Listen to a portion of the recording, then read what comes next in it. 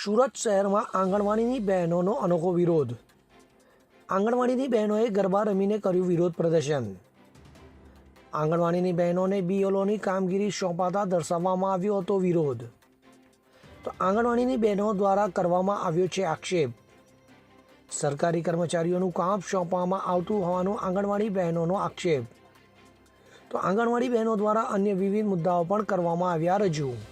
અને આ બીએલઓની કામગીરી સોંપવામાં આવી તેના માટે અમે ગાંધીનગર જવાના છે.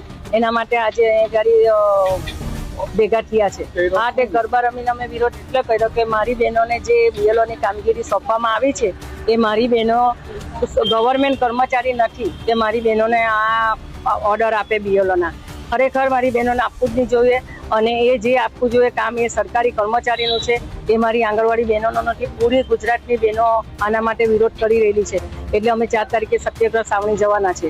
અને એમએમવાયનો સ્ટોક જે આંગણવાડી પર આવવો જોઈએ ખરેખર કંટ્રોલમાં આવે છે તો એ કંટ્રોલમાં નહીં આવવો જોઈએ. આંગણવાડી પર આવે તો બહેનોને સહખર્ચે લાવવું નહીં પડે અને 25 કિલોના કટ્ટા તો એ 6 મહિના વર્ષ થઈ જાય તો એ અમને પૈસા મળતા નથી.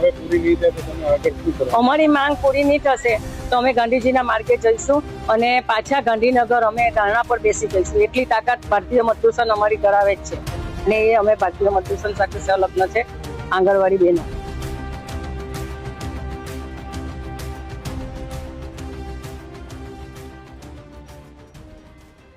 હવે જુઓ દેશ દુનિયાની તમામ ખબરો તમારી આંગળીના ટેરવે. ઉઠાવો મોબાઈલ અને ગૂગલ પ્લે સ્ટોર પરથી ડાઉનલોડ કરો અમારી CN24 ન્યૂઝ મોબાઈલ એપ.